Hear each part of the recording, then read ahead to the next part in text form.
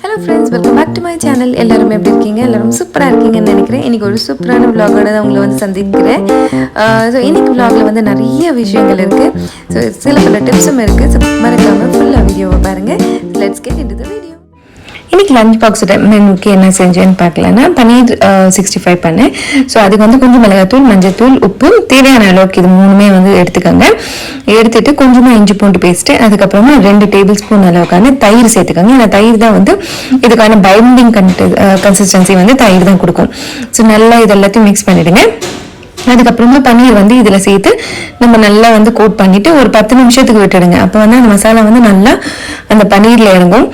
இது வந்து ரொம்ப ஹெல்த்தியும் கூட. குழந்தைங்களுக்கு வந்து ரொம்ப பன்னீர் வந்து ரொம்பவே ஹெல்த்தியான ஒரு விஷயம் தான். ஆனால் வந்து கொஞ்சம் நம்ம ஒரு சிக்கன் 65 மாதிரி பண்ணி கொடுக்கும்போது அவங்க வந்து இது நல்லா டேஸ்ட்டாக விரும்பி சாப்பிடுவாங்க. ஸோ அதனால இது போல் நல்லா வந்து மிக்ஸ் பண்ணிவிடுங்க. மிக்ஸ் பண்ணிவிட்டு ஒரு 10 நிமிஷத்துக்கு இதை வந்து மூடி வச்சுருங்க. அதுக்கப்புறமா இது வந்து நார்மலாக வந்து டீப் ஃப்ரை பண்ணி எடுத்துக்கோங்க. ஸோ அவ்வளோதான் நம்மளோட லஞ்ச் ரெடி. ஸோ எனக்கு வந்து ஜீரா ரைஸும் பன்னீர் 65 தான் கொடுத்துருக்கேன். ஸோ ஜீரா ரைஸ் ரெசிபி வந்து நான் ஆல்ரெடி போஸ்ட் பண்ணியிருக்கிறதுனால இதில் வந்து நான் உங்களுக்கு காட்டல. இது வந்து ஸ்மைலி. ஸோ இவ்வளோதான். இது வந்து ஸ்நாக்ஸ்க்கு ஸ்மைலி அண்ட் ஸ்மைலி வந்து நகட் மாதிரியான ஒரு இது. ஸோ அது வந்து இன்னைக்கு சாஸ் கூட, அதுக்கப்புறமா ஜீரா ரைஸும் பன்னீரும் தான் இன்னைக்கோட லஞ்ச். 7 o'clock ஆயிடுச்சு. லஞ்ச் மெனுவெல்லாம் ரெடி. இப்போ வந்து ஒரு டீ பிஸ்கெட்டோட நம்மளோட டே ஸ்டார்ட் பண்ணலாம். ஸோ இன்னைக்கு வந்து எக்லெஸ் மஃபின் பண்ணி பார்க்கலாம் அப்படின்னு பார்த்தோம். ரொம்பவே சூப்பராக வந்துருந்ததுங்க. இது என்னோடைய ட்ரை மட்டும்தான், அதனால தான் நான் வந்து வீடியோ போஸ்ட் பண்ணல. கண்டிப்பாக இதோட வீடியோ வந்து நான் கண்டிப்பாக கூடிய சீக்கிரம் போஸ்ட் பண்ணுறேன். இது ரொம்ப ரொம்ப சாஃப்டாக சூப்பர் டேஸ்டியாக இருந்தது. எக்லெஸ் கேக் வந்து இது மஃபின் வந்து இதுதான் ஃபர்ஸ்ட் டைம் ட்ரை பண்ணிட்டு இருந்தேன். இன்னைக்கு வந்து அதுதான் சொல்லுவோம், இல்லை டிசாஸ்டர்ஸ் நடந்துகிட்டே இருக்கும் எவ்ரிடேல. ஸோ எங்களுடைய ஷிங்க் வந்து தண்ணி வந்து சீப் ஆகிட்டே இருந்தது. கொஞ்சம் கொஞ்சமாக அது வந்து கீழே வந்து அந்த சிங்க் பேஸ் வந்து ஈரமாகவே இருக்கும். ஸோ என்னடா நம்ம எவ்வளோ பண்ணாலுமே அது வந்து ஈரமாகவே இருக்கேன் அப்படின்ற மாதிரி எப்பவுமே தோணும். ஸோ சரி நம்ம வந்து இவர் வந்து ரொம்ப தெரிஞ்சவர். ஸோ இவரை கூப்பிட்டுட்டே இருந்தோம், நம்ம வந்து பண்ணி கொடுங்கன்ட்டு. அவர் வந்து இன்னைக்கு சடனாக வந்துட்டாரு. ஸோ நிறைய வேலை அப்படி எப்படி பெண்டிங்காக இருக்குது. ஸோ நாங்கள் வந்து இப்போ சிங்க் எல்லாம் வந்து சேஞ்ச் பண்ணி மறுபடியும் வந்து போட்டுட்ருக்கோம். ஸோ நீங்கள் யாருன்னா உங்கள் சிங்க் இந்த போல் லீக் ஆகுது அப்படின்னா வந்து அந்த மெட்டல் பேஸ்ட் வந்து யூஸ் பண்ணுங்கள். ஸோ இது வந்து நான் உங்களுக்காக தான் போட்டுட்ருக்கேன். நிறைய பேருக்கு வந்து தேவைப்படும். ஏன்னா அந்த நம்மளோட முன்னாடி ஜென்ரேஷன்லலாம் வந்து சிங்க் வைக்கும் போதே வந்து அது நார்மல் ஒயிட் சிமெண்ட்லேயே போட்டாங்கன்னா கூட அவ்வளோ ஸ்ட்ராங்காக நிற்கும். ஆனால் இப்போ என்ன போட்டாலுமே வந்து சீப் ஆகுது. அது ஏன்னு தெரியல.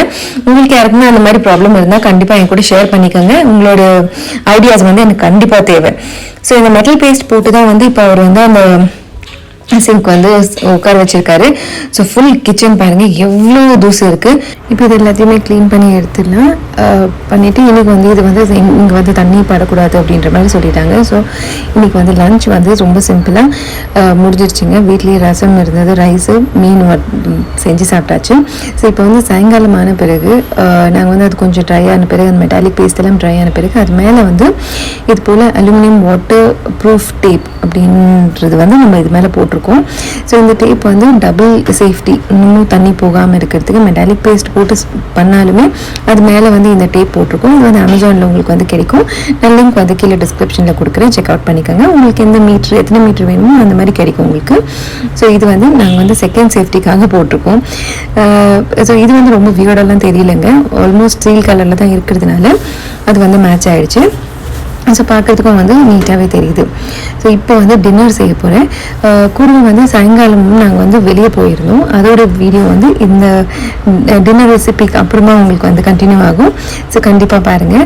ஏன்னா வீட்டில் வந்து ஃப்ரிட்ஜ் ரிப்பேர் ஆகிடுச்சு. ஸோ இந்த சிங்க் வேலை பண்ணி முடிக்கிறதுக்குள்ளே ஃப்ரிட்ஜ் ரிப்பேர் ஆகிடுச்சு. ஸோ அதையும் வந்து நாங்கள் போய் இன்னைக்கு ஃபுல்லாக தேடி வாங்கினோம். ஸோ என்ன வாங்கணுன்றது வந்து உங்களுக்கு எண்ட் ஆஃப் தி வீடியோவில் தெரியும். ஸோ இப்போ வந்து ஒரு குயிக்கான சட்னி ரெசிபி வந்து சொல்கிறேன். இப்போ வந்து தோசையும் தக்காளி சட்னியும் தான் பண்ண போகிறேன். நம்ம ரெகுலராக பண்ணுற தக்காளி சட்னி இல்லாமல் இது வந்து கொஞ்சம் வித்தியாசமாக இருக்கும். ஸோ கண்டிப்பாக ட்ரை பண்ணி பாருங்கள். இது ரொம்பவே டேஸ்டியாக இருக்கும். ஸோ இதுக்கு வந்து உங்கள் ஃபேமிலியில் எவ்வளோ பேர் இருக்கீங்களோ அதுக்கேற்ற மாதிரி நீங்கள் வந்து செஞ்சுக்கலாம். மெஷர்மெண்ட் வந்து கம்மி ஜாஸ்தி பண்ணிக்கோங்க. ஸோ நான் வந்து இங்கே 4 மீடியம் சைஸ் வெங்காயம் எடுத்திருக்கேன், ஒரு 6 தக்காளி, அதுக்கப்புறம் ஒரு 5 பல்லு பூண்டு எடுத்துக்கோங்க. ஸோ இது போல் வெங்காயத்தை வந்து சுத்தம் பண்ணிக்கோங்க. ஒரு டிப் சொல்கிறேன்.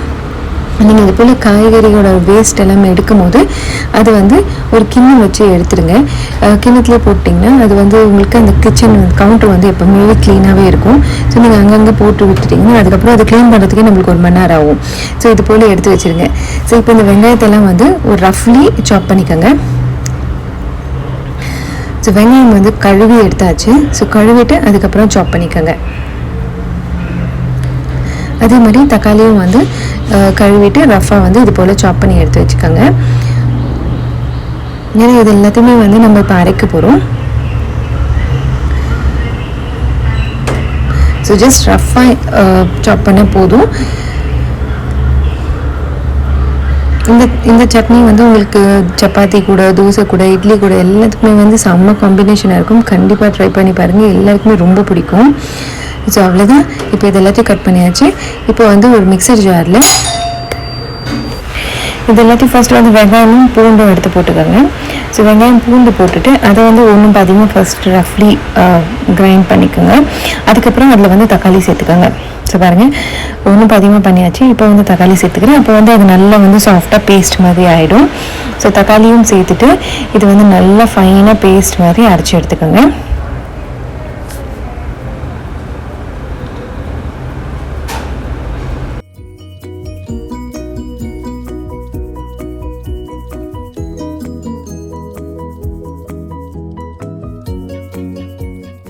இது பாருங்கள், நல்லா வந்து இது போல் இப்போங்க இது போல் நல்லா வந்து ஃபைன் பேஸ்ட்டாக வந்து பண்ணிக்கோங்க.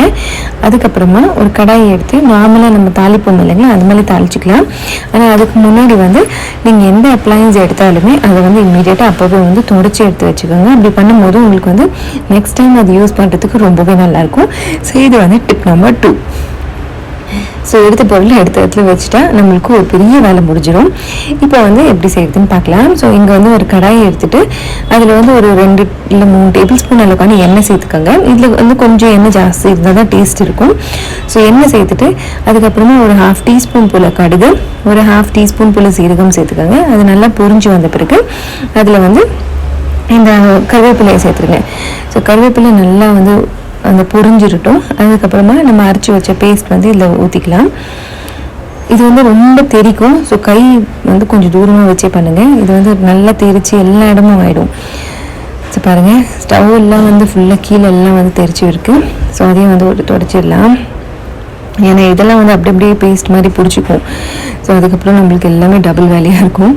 ஸோ சிங்க்கெல்லாம் க்ளீன் பண்ணி தொடச்சி முடிச்சு இந்த கிச்சன் க்ளீன் பண்ணி எடுக்கிறதுக்குள்ளேயே எனக்கு மத்தியானத்துக்கு மேலே ஆயிடுச்சுங்க. ஸோ அதனால் இப்போ எந்த அழுக்காக இருந்தாலும் உடனே தொடச்சி விட்டுறேன். ஸோ அது தொடச்சாச்சு.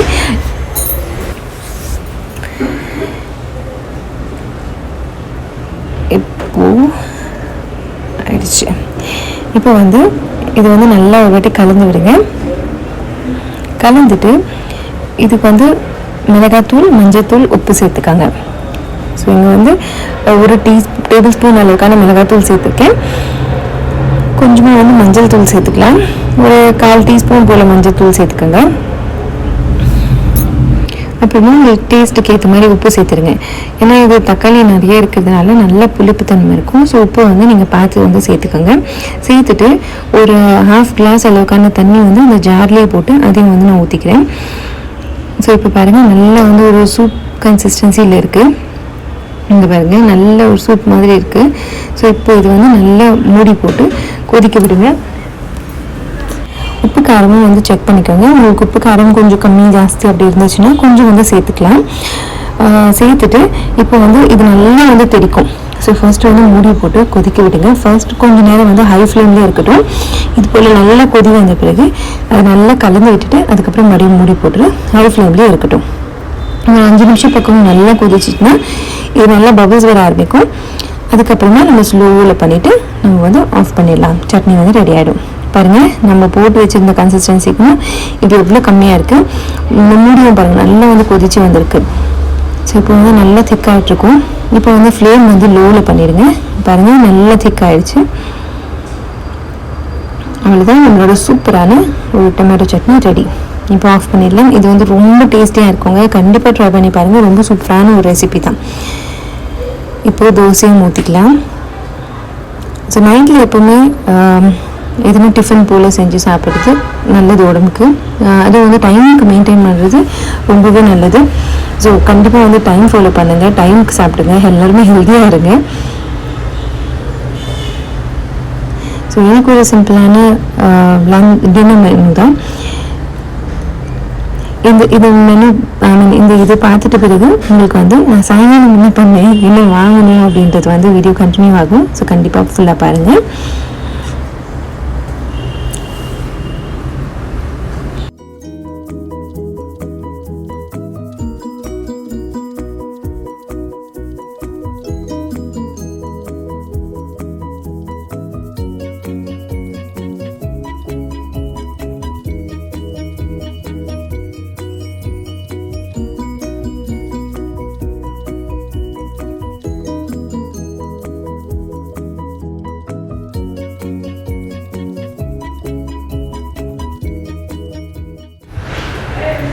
சூடான தோசையோட தக்காளி சட்னியும் வேர்க்கடலை சட்னியோட இன்றைக்கி எங்கள் நாள் வந்து முடியுது. ஸோ இந்த ரெசிபி கண்டிப்பாக ட்ரை பண்ணி பாருங்கள், ரொம்பவே டேஸ்டியாக இருக்கும். மறக்காமல் எனக்கு கமெண்ட்டில் சொல்லுங்கள் எப்படி இருந்துச்சுன்னு.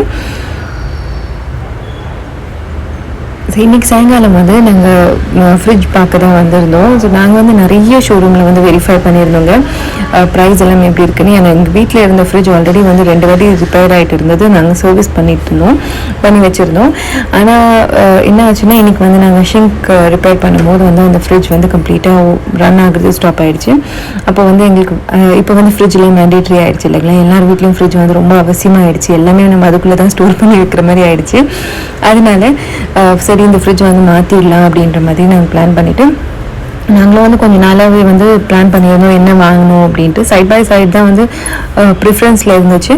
ஆனால் சைட் பை சைட் ப்ரைஸ் வந்து இவ்வளோ ஹையாக இருக்கும்னு நாங்கள் எதிரே பார்க்கல. ரொம்ப ஹை ப்ரைஸாக இருந்தது. இருந்தாலுமே வந்து எங்களுக்கு பாஷ் பிராண்ட் தான் வேணும் அப்படின்றது நிறைய ஷோரூம்ஸில் போய் வெரிஃபை பண்ண பிறகு நான் வந்து பாஷில் தான் வாங்கணும் அப்படின்ற வந்து இது ஷோராக இருந்தோம். ஸோ பாஷ்க்கு தான் வந்துட்டு இந்த ஃப்ரிட்ஜ் தான் ஃபைனல் பண்ணியிருக்கோம். எங்களுக்கு வந்து ரொம்ப பிடிச்சிருந்தது. ஆனால் கண்டிப்பாக ப்ரைஸ் வந்து அந்த ஹையர் சைட் தான். ஆனால் இது வந்து எங்கள் ஃபேமிலிக்கு வந்து கரெக்டாக இருக்கும் அப்படின்ற மாதிரி இருந்தது. ரொம்ப சாட்டிஸ்ஃபைங்காகவும் இருந்தது.